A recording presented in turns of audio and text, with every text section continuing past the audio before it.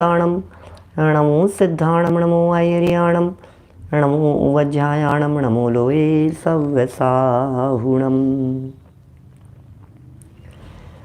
ओकारं बिन्दुसंयुक्तं नित्यं ध्यायन्ति योगिनः कामदं मोक्षदं चैव ओंकाराय नमो नमः। अविरल शब्द घनोग प्रक्षालित सकल भूतल मलकलंका मुनिभिरुपासित तीर्था सरस्वती हरतु नो दुरितान्। अज्ञान तिमिरान्धानां ज्ञानाञ्जन शलाकया चक्षुरुन्मिलितं येन तस्मै श्रीगुरुवे नमः। श्री परम गुरुवे नमः। परम्पराचार्य गुरुवे नमः। सकल कलुष विध्वंसकं श्रेयसां परिवर्धकं धर्म संबंधकं भव्य जीव मनः प्रतिबोधकारकं पुण्य प्रकाशकं पाप प्रणाशकमिदं शास्त्रं श्री संयम प्रकाशनाम ध्येयम्। अस्य मूल ग्रंथ कर्तारय श्री सर्वज्ञ देवास तदुत्तर ग्रंथ कर्तारय श्री गणधर देवा प्रतिगणधर देवास तेषां वचनानुसारमासाद्य आचार्य श्री कुंद कुंदामनाय आचार्य सूर्य सागरेण विरचितं श्रोतारः सावधानतया शृण्वन्तु। मंगलम भगवान वीरो मंगलम गौतमो गणी मंगलम कुंद कुंदाद्यो जैन धर्मोस्तु मंगलम सर्वमंगल मांगल्यम सर्वकल्याणकारिकं प्रधानं सर्वधर्माणां जैनं जयतु शासनं जैनं जयतु शासनं जैनं जयतु शासनं। संयम प्रकाश नाम का ये ग्रंथ है। सूर्य सागर जी महाराज की यह सुंदर रचना। श्रावकों के आवश्यकों की चर्चा चल रही थी। 6 आवश्यक यहाँ बतलाए। 6 आवश्यकों में जिनेंद्र देव की पूजा, गुरुओं की उपासना, स्वाध्याय, संयम, तप, इनकी चर्चा अपेक्षित विस्तार से हो जाने के उपरांत यहाँ दान की चर्चा चल रही है। दान 4 प्रकार 4 संग को दीजिए। धन बिजली उनहार नरभव लाहो लीजिए। धन तो बिजली की चमक के समान है, इसलिए आत्मार्थी भव्य प्राणी को सदा ही नरभव का लाभ ले लेना चाहिए। धन बिजली उनहार, उनहार माने होता है चमक। धन तो बिजली की चमक के समान है। नरभव लाहो लीजिए, नरभव का लाभ ले लेना चाहिए। दान के संदर्भ में पिछले 1-2 दिन से अपनी चर्चा चल रही है, जिसमें एक दिन तो हमने दान के 4 प्रकारों की कुछ अलग तरह से व्याख्या की। फिर कल हमने आपके बीच में चर्चा की है कि जो जीव दान नहीं देता है उसकी परभव में क्या दशा होती है। दान नहीं देंगे तो अगले जन्म में कहाँ जाएंगे, क्या होगा। जो लोग वर्तमान में दरिद्र हैं, इसका मतलब ये है कि पूर्व में दान नहीं दिया होगा। जो लोग वर्तमान में संपन्न हैं लेकिन दान नहीं दे रहे हैं, इसका मतलब वे दरिद्र होने की तैयारी कर रहे हैं। इस तरह से बराबर दान की महिमा को जानकर योग्य रीति से दान देने के लिए प्रयत्नशील रहना चाहिए। दोनों ही तरह के लोगों को बात कह दी है। संपन्न लोगों को भी कह दिया कि आप सावधान रहें, कहीं दरिद्रता हाथ न लगे। और निर्धन लोगों को भी कह दिया आप खेत खिन्न ना होवें। पूर्व की बात का विचार कर अपनी शक्ति के अनुसार प्राप्त आजीविका में से यथासंभव कुछ न कुछ जिन धर्म की प्रभावना के निमित्त द्रव्य निकलते रहना चाहिए। हमारे हाथ से यदि जिन धर्म की प्रभावना के निमित्त द्रव्य नहीं निकलेगा तो फिर उसकी 3 ही गतियां कही है। या तो दान तो आप दे नहीं रहे हैं, भोग पाएंगे नहीं, तो फिर नाश ही है, क्योंकि 3 के अलावा धन की चौथी गति होती ही नहीं है। आज हीराचंद जी वैद साहब आज कुछ अलग हटके बात करने वाले हैं। आज कुछ नए एंगल से चर्चा करने वाले हैं। आज सच में दान के कुछ ऐसे भेद बतलाने वाले हैं जो आत्मार्थी स्वाध्यायी लोगों ने भी शायद ही कभी पढ़े सुने हों। इस तरह के दानों की चर्चा आज यहाँ होने वाली है। 519 नंबर पेज गृहस्थों के लिए दान के 4 भेद। बोले गजब बात कर रहे हो, गृहस्थों के लिए कुछ अलग प्रकार के दान होते हैं क्या? कि हाँ भाई तुम देखो तो सही, बड़े कमाल की चर्चा है, कुछ अलग तरह की चर्चा है। दान के यहाँ नाम बतलाए हैं, नाम सुन करके ही आप आश्चर्यचकित होंगे कि हमने ये 4 दान के नाम कभी सुने ही नहीं हैं। प्रकरण क्या है? गृहस्थों के लिए दान के 4 भेद। आचार्यों ने गृहस्थों के लिए दान के दूसरे प्रकार से 4 भेद बतलाए हैं। लो, आचार्यों ने बतलाए हैं, दूसरे प्रकार से बतलाए हैं, श्रावकों के लिए बतलाए हैं, गृहस्थों के लिए बतलाए हैं। क्या बताए हैं? नंबर 1 पात्र दत्ती। लो, सबसे पहले नंबर पर पात्र दत्ती, दूसरे नंबर पर समदत्ती। लो, ये क्या है? ये अभी समझाएंगे नीचे उतर करके इनका स्वरूप। पात्र दत्ती क्या होता है, समदत्ती क्या होता है, दया दत्ती और सर्वदत्ती। पात्र दत्ती, समदत्ती, दया दत्ती और सर्वदत्ती। गजब हो गया। दत्ती माने होता है देना, दान माने भी होता है देना। दान किसे कहते हैं? देने का नाम दान है और लेने का नाम आदान है। आप कहते हैं ना आदान प्रदान। आदान प्रदान क्या होता है? आदान प्रदान क्या चीज़ है? दान माने लेना, प्रदान माने देना। प्रकृष्ट रूप से जब किसी व्यक्ति को कोई बात कही जाती है तो उसे प्रदान कहते हैं, और जब वो चीज़ उससे ली जाती है तो उसे आदान कहते हैं। लेने देने को आदान प्रदान शब्द से पुकारा जाता है। लेन देन, आदान प्रदान। तो प्रदान प्रकृष्ट रूप से देने का नाम प्रदान है। यहाँ क्या कह रहे हैं? तो दान माने देना ही तो हुआ। दान शब्द का अर्थ तो देना ही होता है। अब आचार्य देव कह रहे हैं यहाँ क्या करना? बोले पात्र को देना, सम को देना, दया से देना और सर्व देना। ये 4 तरह के दान के भेद हो गए। चलिए, पुरुषार्थ सिद्धि उपाय में नहीं आए थे इस तरह के दान के 4 भेद, है ना। पहला पढ़ रहे हैं अपन, पात्र दत्ती क्या होता है। उत्तम, मध्यम तथा जघन्य पात्रों को भक्ति पूर्वक दान देना, ये पात्र दत्ती है। लो, उत्तम मध्यम जघन्य पात्रों को देना, ये पात्र दत्ती है। पात्र देख करके दान दिया जाना चाहिए। योग्य रीति से योग्य पात्रों को दान दीजिए। हम किसे दान दे रहे हैं? योग्य देखो, योग्य व्यक्ति कौन है। अयोग्य व्यक्ति को दान नहीं देना। भाई साहब, जनागम में कुपात्र दान का फल कुभोग भूमि बतलाया गया है। कई तरह की चर्चाएं मिलती है शास्त्रों में, कुपात्र, अपात्र, पात्र, सुपात्र और पात्र। जो कुपात्र है ना, खोटे पात्र हैं, योग्य पात्र नहीं हैं। जैसे गलत पात्र में यदि कुछ रखा जाए तो वो वस्तु बिगड़ जाती है। महिला वर्ग ज़्यादा समझते हैं इन सब बातों को कि कौन सी वस्तु को किस चीज़ में रखा जाता है। कुछ कांच के बर्तनों में रखते हैं, कुछ स्टील के में रखते हैं, कुछ और में रखते हैं। दूसरे में रख दो तो बोले ये क्या किया तुमने, इसमें कोई जमता थोड़ी न है दही, इसमें कोई टिकता थोड़ी न है, ये चीज़ इसमें रखो तो टिकती है, चलती है। तो योग्य पात्र में ही कोई चीज़ सुशोभित होती है। जैसे शेरनी के दूध के संदर्भ में तो प्रसिद्ध है बात, स्वर्ण पात्र में ही टिकता है। शेरनी का दूध स्वर्ण पात्र में ही टिकता है। शेरनी है ना, अभी कहाँ टिकेगा बताओ दूध। यदि उसे स्टील के बर्तनों में या किसी और के बर्तनों में निकालने का प्रयत्न किया जाए, किसी और धातु में निकालने का प्रयत्न किया जाए, तो वो दूध उस बर्तन में यदि डायरेक्ट गिर रहा है तो बर्तन में छेद हो जाते हैं और वो दूध निकल करके बह जाता है।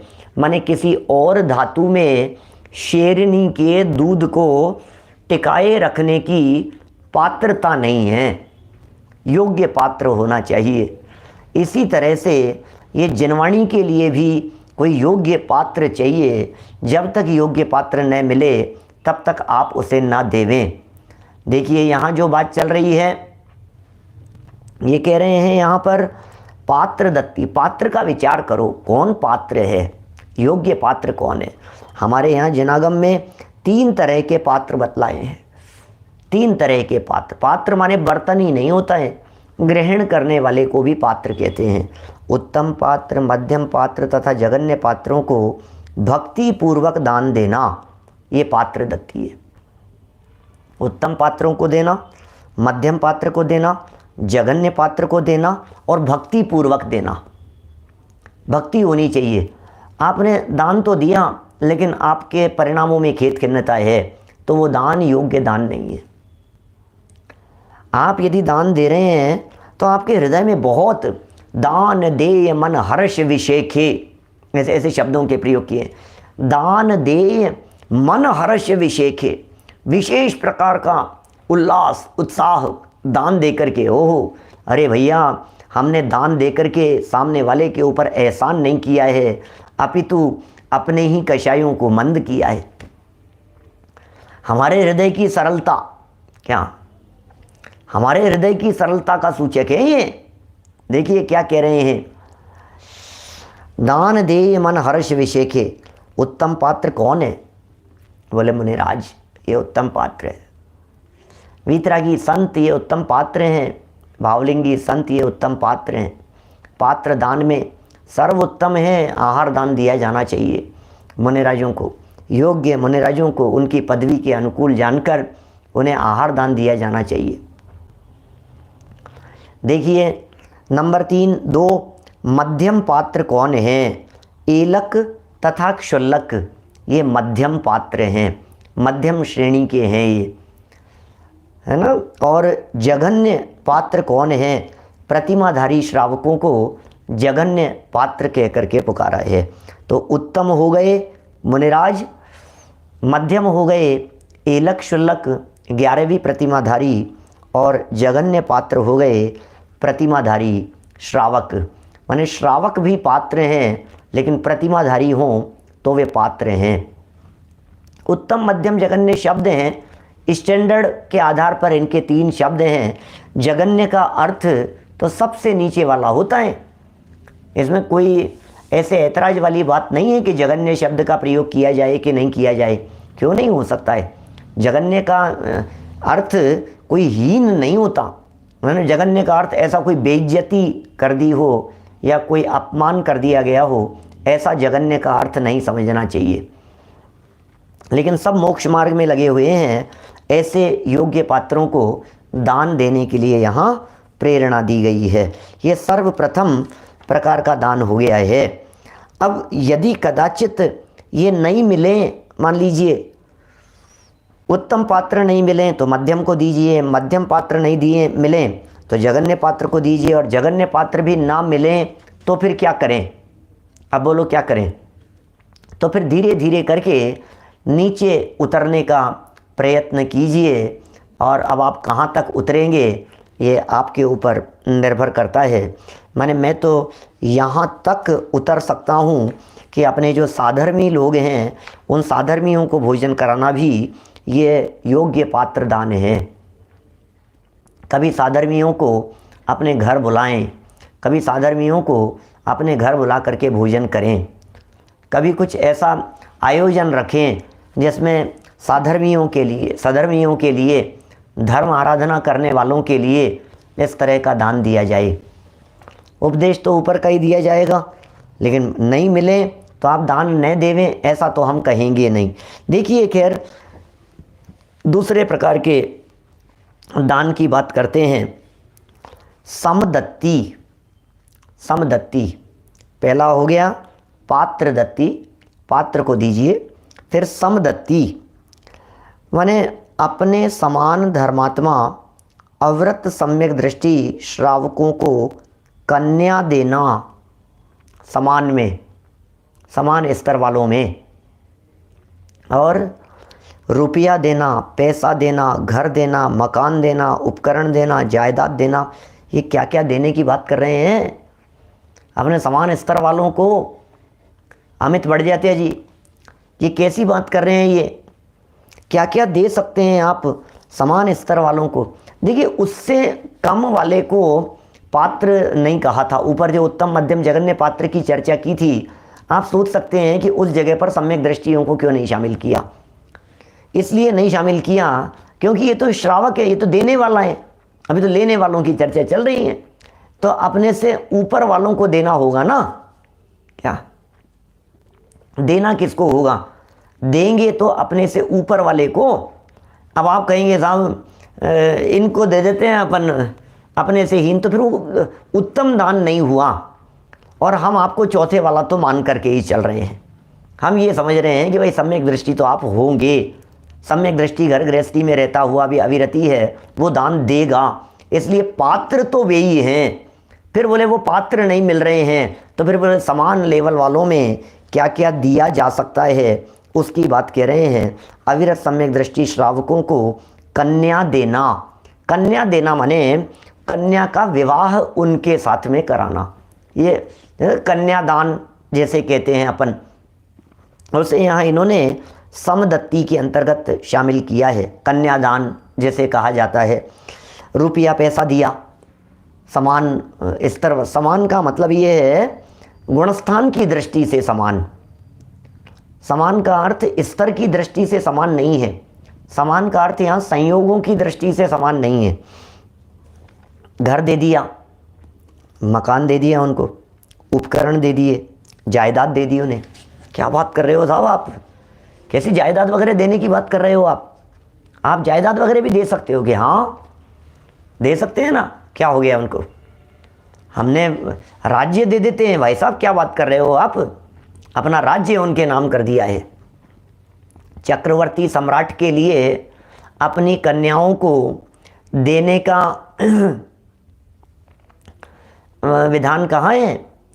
32,000 जो राजा हैं, मुकुटबद्ध राजा, उन सब के यहाँ से ये कन्याएं लेकर के आते हैं चक्रवर्ती और विवाह करते हैं उनसे, तो कन्या भी देते हैं और अपना राज्य भी दे देते हैं। तो उपकरण, जायदाद, लकड़ी, पत्थर आदि देना। और क्या कह सकते हैं, बोले रोजगार लगवा देना साधर्मियों को। साधर्मी हैं, धर्मात्मा हैं, पात्र जीव हैं, सदाचारी हैं, नैतिक आचरण रखने वाले हैं, इनको रोजगार पर भी लगवाया जा सकता है, रोजगार भी दिया जा सकता है उन्हें। आजीविका की दृष्टि से उन्हें किसी तरह की कोई परेशानी नहीं हो, इसका भी ध्यान रखा जा सकता है। एवं अन्य प्रकार से उनका उपकार करना, दूसरे प्रकार से उपकार करो, सर्व प्रकार से उपकार करो, अन्य प्रकार से उपकार करना, जिससे वे धर्म साधन में दृढ़ बने रहें। ओह, धर्म साधन में दृढ़ बने। देखो ये जो दिए जा रहे हैं, आपने साधर्मी को जायदाद दे दी, आपने साधर्मी को रहने के लिए मकान दे दिया, तो किस लिए भैया, क्या क्या होगा उससे, मकान देने से होगा क्या, ये बतलाइए। उनको मकान देने से ये होगा कि फिर वे धर्म साधन में दृढ़ बने रहेंगे। आपने उनको आजीविका दे दी, तो आजीविका दे दी तो वे धर्म साधन में लगे रहेंगे, वो निर्विकल्प हो गए। ये कितनी उत्तम बात हो गई।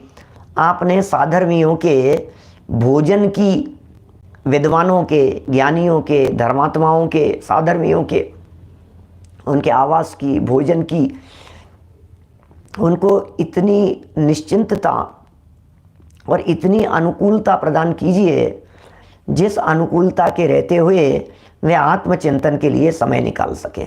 दीपेश जी, यही महत्वपूर्ण बात है बस, जिससे वे आत्मचिंतन कर सकें।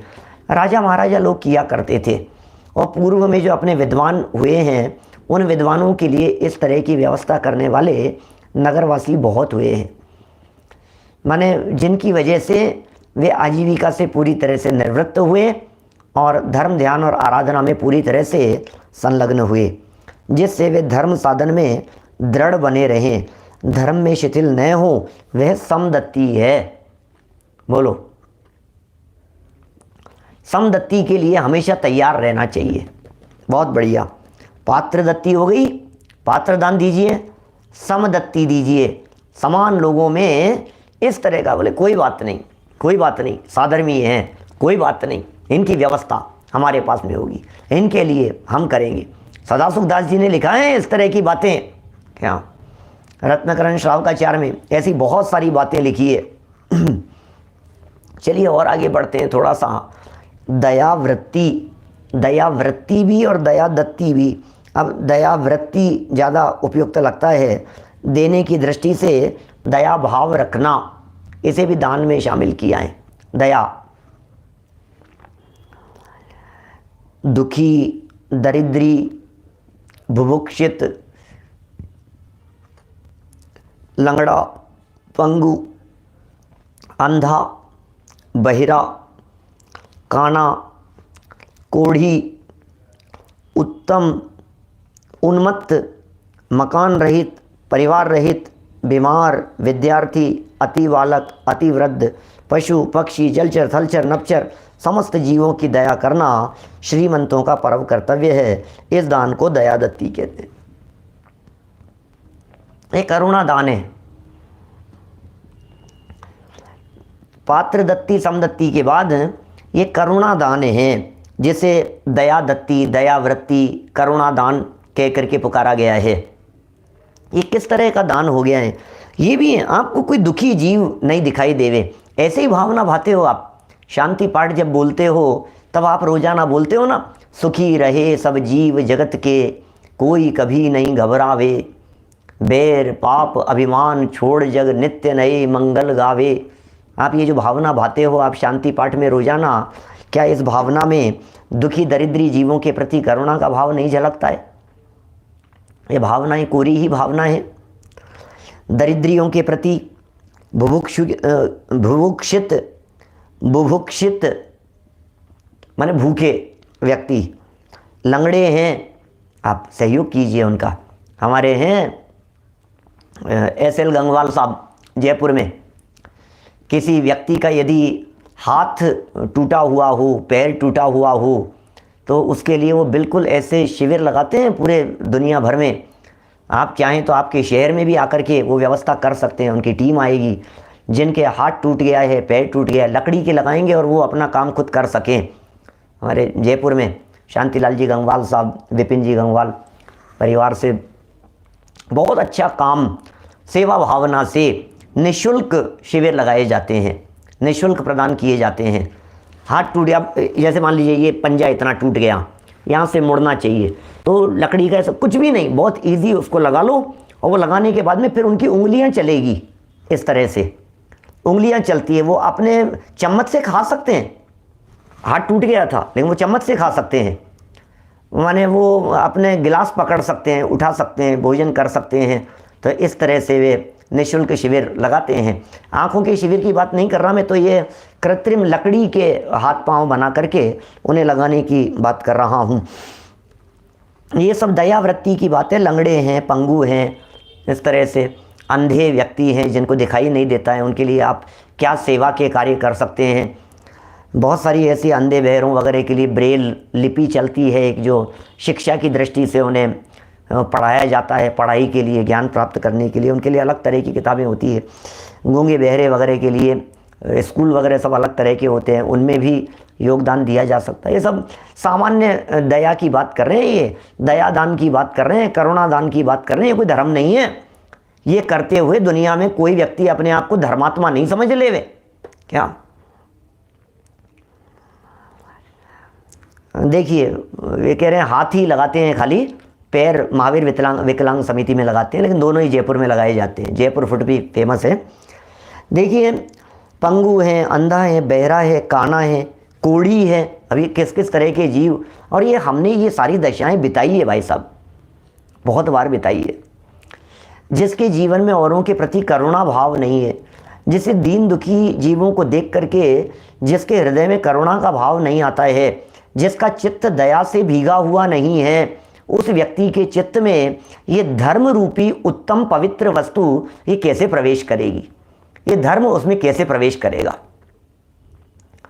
यहां धर्म की चर्चा नहीं कर रहे हैं। धर्म तो बहुत उत्तम चीज है, लेकिन इस तरह की दया यदि नहीं है हृदय में, तो धर्म कहां से आएगा? उसके हृदय में धर्म कैसे प्रवेश करेगा?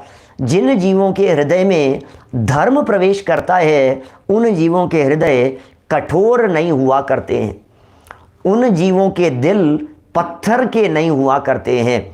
जिनका दिल नहीं पसीजता है दीन दुखी जीवों को देखकर, ये धर्म की चर्चाएं उनके लिए नहीं है। ये भूमि को निर्मल करने की चर्चा चल रही है। देखिए क्या लिख रहे हैं यहाँ पर, और देखिए, उन्मत्त नशे में है बेचारे को होश ही नहीं है, उसको होश में लाओ थोड़ा सा। मकान रहित है, क्या करेगा? परिवार रहित है, बेचारे के परिवार नहीं है। अभी हमारे विराग जी ने भी एक योजना चलाई जैन बच्चों के लिए। जैन परिवार के बच्चे और 6 से लेकर 14 साल तक की उम्र के बच्चे जिनके माता पिता का स्वर्गवास हो गया, माता पिता का स्वर्गवास हो गया, कोरोना में महामारी में स्वर्गवास हो गया, ऐसे बच्चों के लिए बोले शिक्षा के लिए हम व्यवस्था करेंगे, आप हमारे पास में भेजिए। ऐसे सब बहुत उत्तम बातें है। कुछ न कुछ काम ऐसे होते रहने चाहिए उन गरीब बच्चों के लिए जिनके पास में व्यवस्था नहीं है, पिता का साया उठ गया है, माता पिता नहीं है। शिक्षा के लिए उनकी पढ़ाई का पूरा खर्च वहन किया जाएगा।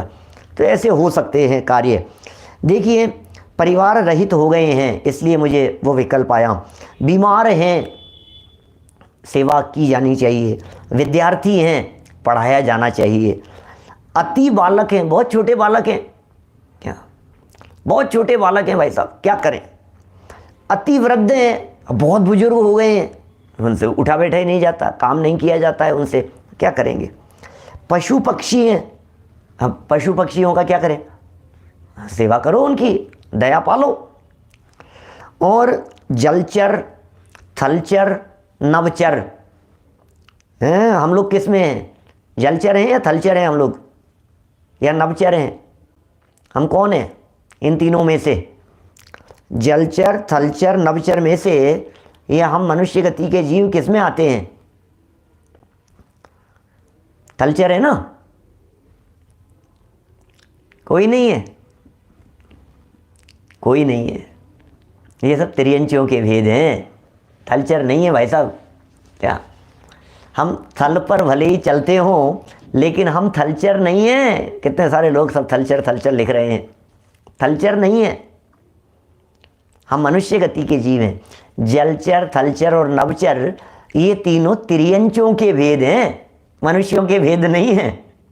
क्या जानकारी नहीं होती है ना, कोई बात नहीं, धीरे धीरे समझ में आ जाती है बात।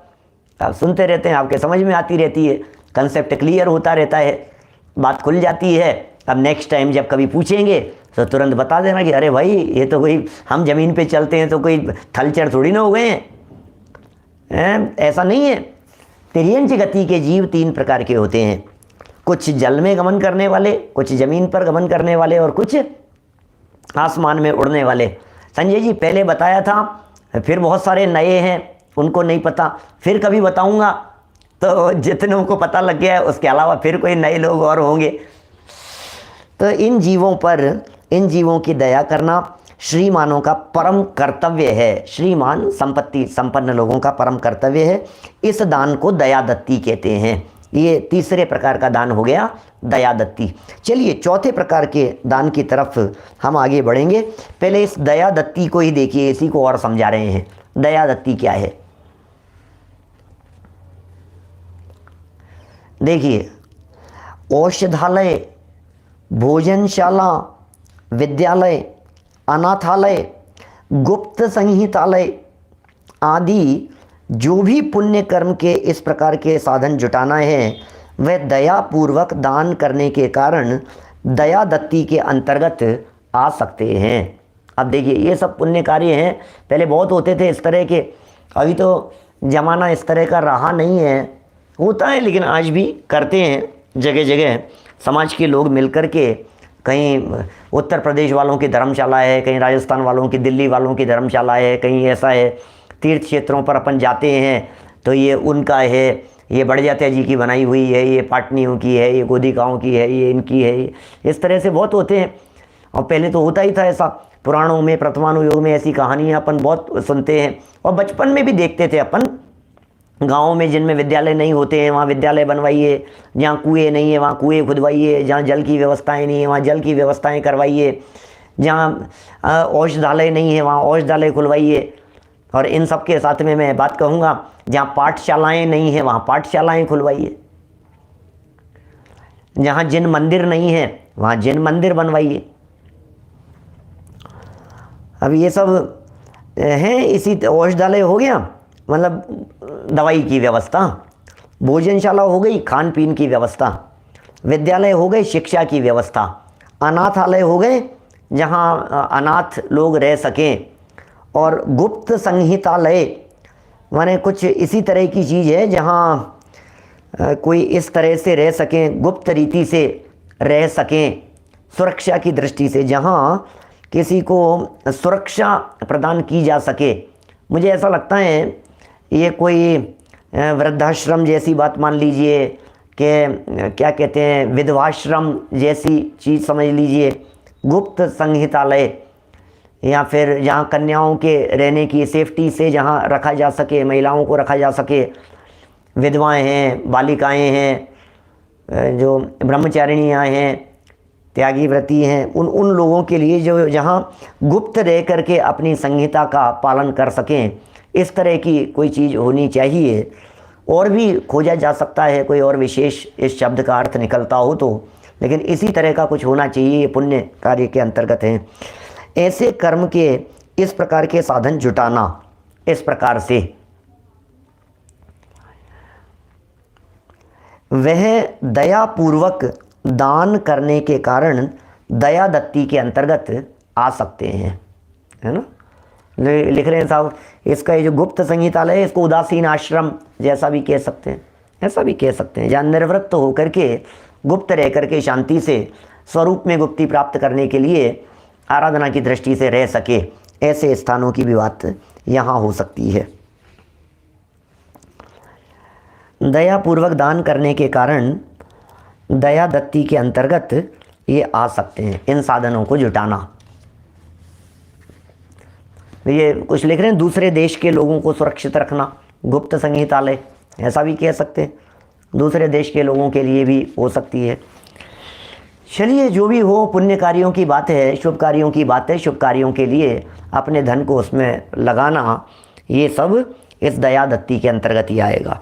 धनाढ्य पुरुष अपनी संपत्ति को उल्लिखित कार्यों में खर्च कर सफल बनाते हैं, ऐसे सफल बनाते हैं।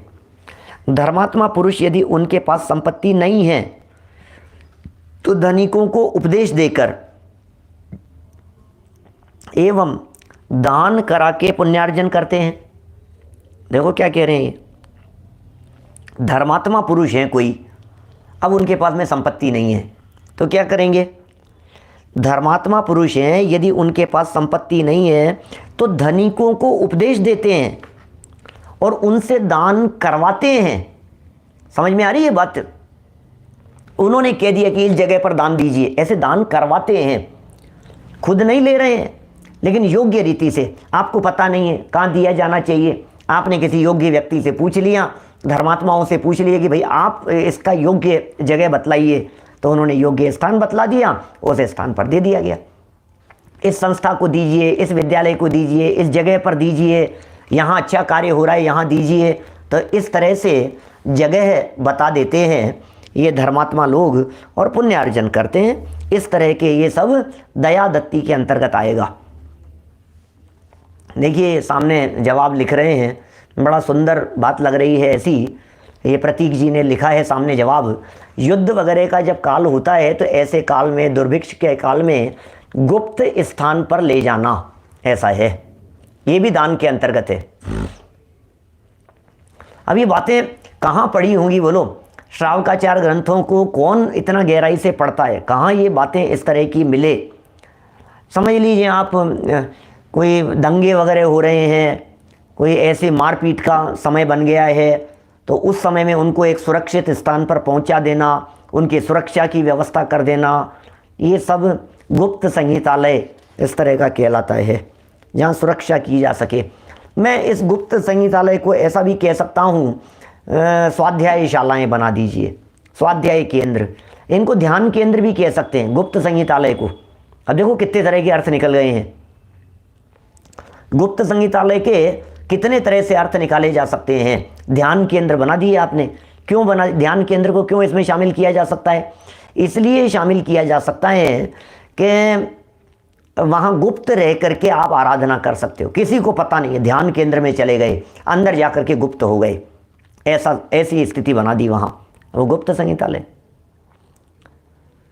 ध्यान केंद्र हो गए। स्वाध्याय केंद्र को भी कह सकते हैं आप। स्वाध्याय भवन का निर्माण करवाइए आप, क्योंकि जिन मंदिर में जहाँ पूजन चलती है, विधान चलते हैं, आयोजन चलते हैं, दर्शनार्थियों का आना जाना होता रहता है, वहाँ यदि कोई बैठ करके शांति से स्वाध्याय करना चाहे तो नहीं कर सकता है। इसलिए मंदिर के ही आसपास में, मंदिर के ऊपर, मंदिर के नीचे, मंदिर के बगल में, साइड में जगह लेकर के हमने वहाँ पर एक स्वाध्याय हॉल का निर्माण करवा दिया। क्या होगा? विधान करने वाले विधान कर रहे हैं और स्वाध्याय करने वाले शांति से बैठ करके गुप्त स्थान, एकांत स्थान, शांत स्थान, वहाँ बैठ करके स्वाध्याय कर सकते हैं। तो उसको भी यहाँ गुप्त संगीतालय के अंतर्गत लिया जा सकता है। तो अब बहुत तरह के अर्थ हो गए हैं। और मैं तो ये कह रहा हूँ, अर्थ इन इतनी सारी बातों में से कोई एक ही अर्थ होगा तो भी हमें तो सभी पालन करने की भावना भानी चाहिए, क्योंकि बातें तो सब यही है ना। योग्य रीति से धर्म आराधना निभ सके, प्रयोजन तो यही है, इसके अलावा और कोई बात नहीं हो सकती है। धनाढ्य पुरुष, धर्मात्मा पुरुषों ने आपकी संपत्ति को सही जगह पर, मैंने सुबह एक शब्द का प्रयोग किया था संजय जी, एक शब्द का सुबह प्रयोग किया था मैंने। संपत्ति को क्या करते हैं? ठिकाने लगवाते हैं।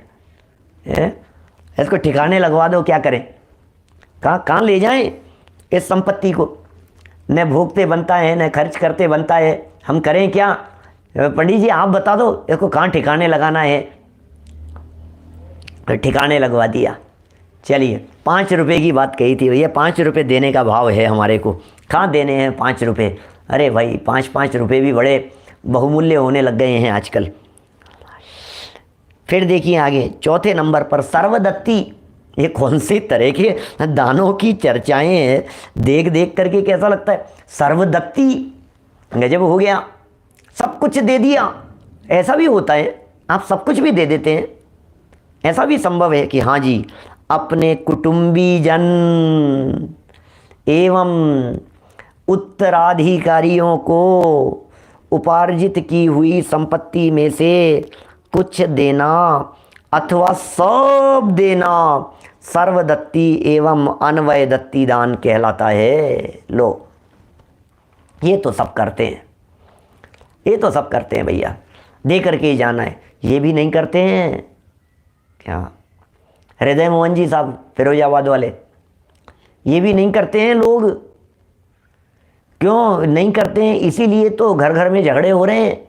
माता पिता का स्वर्गवास हो गया, बच्चों के नाम संपत्ति की नहीं, बंटवारा करके गए नहीं, और अब कोर्ट में केस चल रहे हैं, माथे फूट रहे हैं।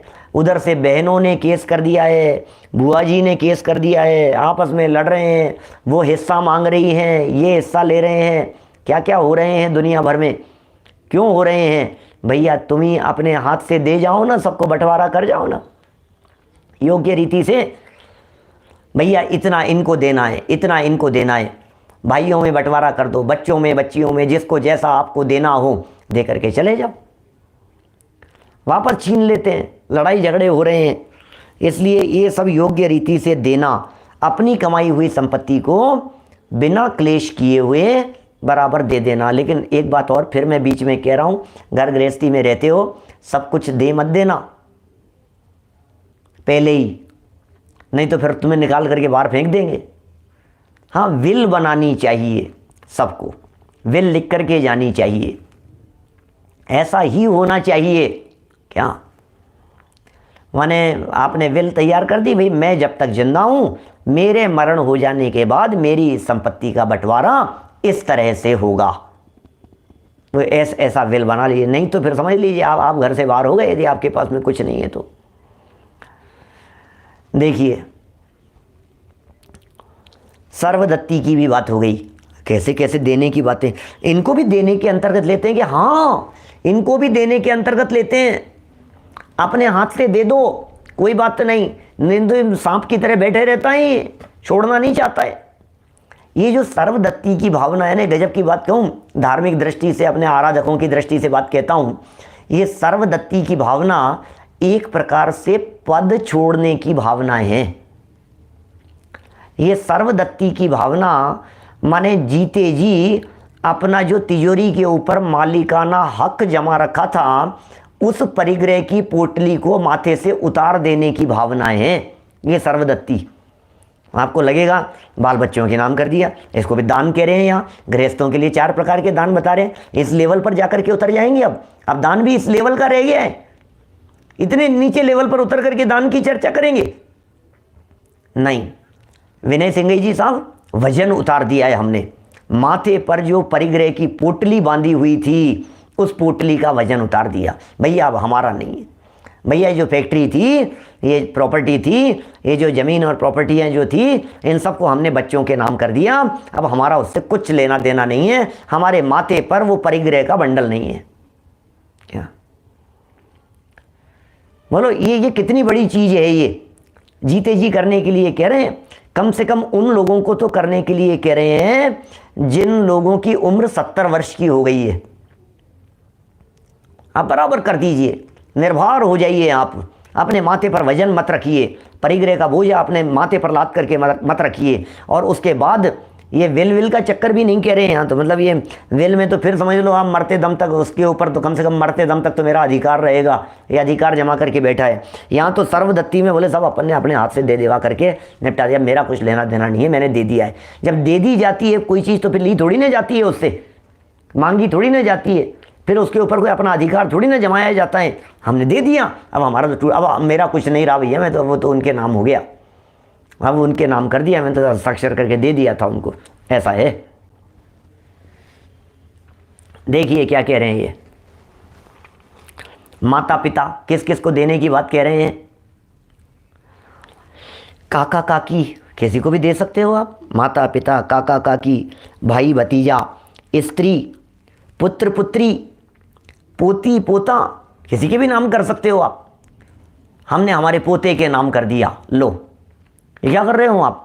बच्चे का उल्लंघन करके पोते के नाम कर दिया कि हाँ कर देते हैं। कई जगह पर ऐसी घटनाएं घटती हैं तो फिर वो बच्चे का ही झगड़ा चलता रहता है कि ये बच्चा हमारा, ये बच्चा हमारा, इस तरह के झगड़े चलते रहते हैं बहुत जगह। ये भार को भाड़ में झोंक दिया, कुल मिलाकर के झोंकने की चर्चा चल रही है। इत्यादि संबंधी जनों को भी जो संपत्ति देनी हो उनको बुलाकर धर्म का उपदेश देकर यह कहना चाहिए कि यह संपत्ति तुमको सत्कार्यों में, देखो अभी देने की बात नहीं कर रहे, ये बिंदु सुनना जरा क्या कह रहे हैं ये। आखिर इन बातों को दान की श्रेणी में रखा है तो कुछ सोच समझ करके रखा होगा। हमारे चरणानुयोग के ग्रंथकारों ने जब इन बातों को दान की श्रेणी में शामिल कर दिया तो कुछ तो सोच समझ करके रखा होगा। एक तर्क तो मैंने ये दिया कि माथे से वजन उतर गया, नंबर 1 हो गया, माथे से वजन को उतार करके धर दिया, पहली चीज। दूसरी चीज आपकी जो जिम्मेदारी बनती है वो ये कह रहे हैं उनको बुलाकर, जिनको आपने संपत्ति देनी है ना, जिन लोगों को आप संपत्ति दे रहे हैं, जिन्हें बांट रहे हैं, उनको बुलाकर धर्म का उपदेश देकर यह कहना चाहिए कि यह संपत्ति तुमको सत्कार्यों में लगानी है। लो मैंने कर लिया, मुझे कोई योग्य जगह नहीं दिखाई दे रही है, तुम्हें यह संपत्ति सत्कार्यों में लगानी है एवं धार्मिक कार्य में सदुपयोग करने के लिए दी जाती है ये संपत्ति। हम तुम्हें ये संपत्ति दे रहे हैं अनिल जी, यहाँ आप इस संपत्ति का सदुपयोग करना, आप इस पैसे को सही जगह पर लगाना, आप इससे धर्म आराधना करना, धर्मात्माओं की सेवा करना, वीतरागी जन शासन की प्रभावना करना, धर्म आराधना और धर्म प्रभावना के कार्यों में इस संपत्ति को लगाना। ये किसे दे रहे हैं? ऐसे व्यक्ति को दे रहे हैं, भले ही वे हमारे काका हों, भले ही मुझे कैंसर बतला दिया, डॉक्टरों ने जवाब दे दिया, मैं 3-5 दिन में पता नहीं कब मर जाऊं, मैंने बुला करके अपने काका को, अपने चाचा को कह दिया भैया ये आपके नाम कर रहा हूं, लेकिन ये मेरी भावना है कि आप इसको जिन धर्म की प्रभावना में ही उपयोग में लेना। आप कह दीजिए इसमें क्या हो गया, भरत भाई भोरे क्या कह रहे हैं बोलो? धार्मिक कार्यों में सदुपदेश करने के लिए, सदुपयोग करने के लिए दी जाती है।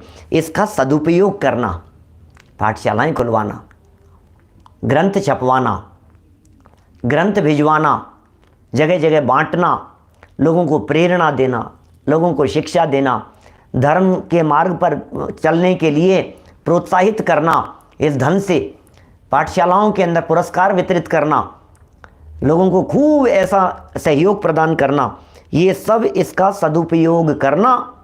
यदि इतने कहने पर भी अब ये कह रहे हैं साहब हमने तो कह दिया था, हम तो मर गए और सामने वाले ने हड़प लिया और उसका खूब दुरुपयोग किया है। इतने कहने पर भी संबंधी लोग उस संपत्ति का दुरुपयोग करें तो उसके दोष के भागी वे संबंधी ही होवेंगे, दाता को कोई दोष नहीं होगा। समझ में आ रही है बात? कितनी महत्वपूर्ण बात कह दी है। ये प्रश्न लोगों को उठता रहता है इस तरह का। इसी तरह से मैं आपको ये भी कहना चाहता हूँ कि जब कभी आपको किसी गरीब व्यक्ति को धनाधिक देने संबंधी विकल्प आता है और आपको ये लगता है कि यदि हमने इसको पैसा दिया और ये व्यक्ति जाकर के वहाँ चला जाएगा, माने शराब पी लेगा, गलत काम करेगा, इसको लुटा देगा, खोटे कार्य करेगा, तो कह रहे हैं नहीं भाई, आप उसे आदेश दे दीजिए, चेतन भगवान तैयार करने के लिए कह दीजिए। बालिकाएं तैयार हो रही है, विदुषियां तैयार हो रही है, उनके लिए सदुपयोग करने के लिए दीजिए। ये दान की प्रेरणा दे रहे हैं। प्रकरण दान का चल रहा है, बोलो आप, ये दान का प्रकरण चल रहा है। इसका माथे पर से पोटली को उतार दिया और पोटली को उतार करके सही जगह पर रखा उसको, और सही जगह पर रखने के लिए आपको जगह नहीं मिल रही हो तो किसी ऐसे योग्य व्यक्ति के हाथ में सुपुर्द कर दिया और कह दिया कि भैया तुमसे उम्मीद है कि तुम इसको सही जगह पर लगाना, सेवा में लगाना। इसे बहुत जगह पर हैं इस तरह की चीज़ें। अनाथालय हो सकते हैं, विद्यालय हो सकते हैं, विद्वान विदुषियाँ बनने के स्थान हो सकते हैं, छपने के स्थान हो सकते हैं, बंटने के स्थान हो सकते हैं, पढ़ने पढ़ाने के स्थान हो सकते हैं। ठीक है ना? देखिए बहुत अच्छा है, बंद पाठशालाएं हैं, पाठशालाएं चला रहे हैं, ये सब काम, लेकिन उनमें लोगों को सहयोग किया जाना चाहिए, करना चाहिए। इसमें आपको दोष नहीं लगेगा यदि सामने वाला व्यक्ति उसका दुरुपयोग करता है तो। कुटुंबियों को धर्मात्मा बनाने का सदा प्रयत्न करते रहना चाहिए। ये गजब की बात कह दी है। मुझे तो देख करके इतना गजब लग रहा है, इतनी गजब की बात लग रही है। ये कह रहे हैं कुटुंबियों को धर्मात्मा बनाने का प्रयत्न करना चाहिए। वाह वाह, कि साहब कुटुंब में धर्मात्मा नहीं है, सब पापी लोग हैं, क्या करो? अब ये तो संपत्ति तो उन्हीं की है। अब बेटा कुपुत्र हो चाहे सुपुत्र हो, संपत्ति तो बेटे के ही नाम जाएगी। कि नहीं भाई, वो कुपुत्र था, उसे सुपुत्र बनाने के प्रयत्न किए जाने चाहिए।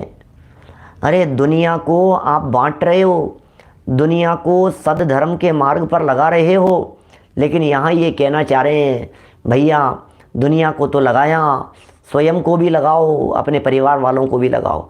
हमारा सबसे पहला कर्तव्य यह बनता है कि हम हमारे संपर्क में आने वाले व्यक्तियों को तत्व ज्ञान से जोड़ें। ये हमारा सबसे पहला कर्तव्य बनता है। ये हमारी सबसे पहली ड्यूटी बनती है कि हम अपने संपर्क में आने वाले साधर्मियों को, साथियों को, योग्य व्यक्तियों को, हमारे रिलेटिव्स जितने भी हैं उनको इस तत्व ज्ञान से जोड़ें, धर्मात्मा बनाएं। ये हमारा कर्तव्य है। अब कैसे बना सकते हैं, कैसे जोड़ सकते हैं, कैसे ला सकते हैं, कैसे उन्हें प्रेरणा दे सकते हैं? बस घर घर चर्चा रहे धर्म की, घर घर चर्चा रहे धर्म की, ये धर्म की बातें। सारे विश्व में शांति के और क्या उपाय हो सकते हैं? यही तो विश्व शांति के उपाय हैं, जहाँ जनवाणी की चर्चाएं चलती है, जहाँ तत्व ज्ञान की धारा बहती है, जहाँ लोग तत्व को अपने अंतर में उतारते हैं। आप देखिए जरा, ये उन्हीं के बारे में कह रहे हैं यहाँ, कुटुंबियों को धर्मात्मा बनाने का सदा प्रयत्न करते रहो, प्रयत्न करते रहो, प्रयत्न करते रहो। यदि आप बोल बोल करके थक गए हैं तो आप बोलना बंद करो। अब अपने व्यवहार से समझाओ, अब अपने आचरण से सिखाओ, अब अपनी नैतिकता से, अब अपने सदाचार से, अब अपने सद्व्यवहार से, अब अपनी शालीनता से उससे औरों को धर्म मार्ग पर लाने की प्रेरणा दो, क्योंकि आप जो बोलते हैं उससे यदि नहीं सीख पा रहे हैं तो आप जो करते हैं उससे वे ज़रूर सीखेंगे। आपके जीवन को देख करके, आपके आचरण को देख करके, आपके व्यवहार को देख करके, जीवन में उतरे हुए तत्वज्ञान को देख करके, जीवन में आने वाली शांति और सहजता, इसे देख करके अवश्य फ़र्क पड़ेगा, पड़े बिना रहेगा नहीं। ये तत्वज्ञान है भाई साहब। इस तत्वज्ञान के सानिध्य में रहने वाले जीवों का जीवन अवश्य परिवर्तित होता है, हृदय परिवर्तित होता है, परिणाम बदलते हैं, वैराग्य भावना अंदर में जागृत होती है, तत्वज्ञान से जुड़ता है, स्वरूप समझ में आता है। और असली धर्म, ये सब तो व्यवहार बातें कही है, व्यवहार में भी बहुत स्थूल व्यवहार की बातें कही है। ये कोई धर्म नहीं है, धर्म के अंग नहीं है और बाह्य धर्म के साधन भी नहीं है। जिन 4 प्रकार के गृहस्थों के लिए दान की चर्चाएं आज यहाँ की है, ये कोई बाह्य धर्म के साधन वगैरह भी नहीं है। ये सब तो बहुत ऊपरी बातें कही है, स्थूल बातें कही है। और ये बातें जब उतरेगी जीवन में तो फिर बात ही कुछ और होगी। चलिए 2-4 लाइन और पढ़ दूँ मैं, फिर दान का प्रभाव प्रकरण शुरू हो रहा है। आगे पात्र दत्ती की विशेष व्याख्या करते हैं। विधि द्रव्य दात्र पात्र विशेषात तद्विशेष है। तत्वार सूत्र का सूत्र है, जो दान विधि सहित, उत्तम मर्यादित द्रव्य सहित, श्रद्धा सहित, उत्तम भावों से इच्छा रहित होकर सम्यक दृष्टि श्रावकों के द्वारा उत्तम पात्र को दिया जाता है, उस दान की बड़ी भारी महिमा है। इस प्रकार के दान के अनुमोदना मात्र से भी जीवों को भोग भूमि में उपभोग्य सामग्री मिलती है। इसके संबंध में कुछ उदाहरण भी यहाँ प्रस्तुत किए हैं और सुंदर प्रकरण यहाँ दिया है। कल पढ़ेंगे इस प्रकरण को। अभी की चर्चा को हम इसी भावना से विराम दे रहे हैं कि यह सब कार्य करते हुए अपने आप को धर्मात्मा समझना नहीं और इन सब क्रियाओं को अवश्य यथा योग्य रीति से अपने जीवन में पालन करना, धारण करना। ओम नमः। कुछ ही देर बाद में आज हम आत्मा और परमात्मा की चर्चा करने वाले हैं। बहिरात्मा, अंतरात्मा, परमात्मा की चर्चा करने वाले हैं।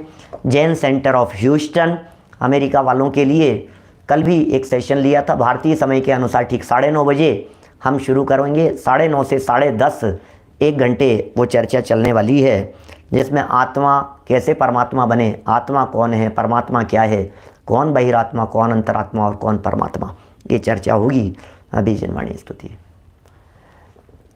जावाणी के ज्ञान ते सूझे लोकालोक, सोवाणी मस्तक नमो सदा देत हूँ ढोक, सदा देत हूँ ढोक, सदा देत हूँ ढोक। नमो हरिहंताण, नमो सिद्धाण, नमो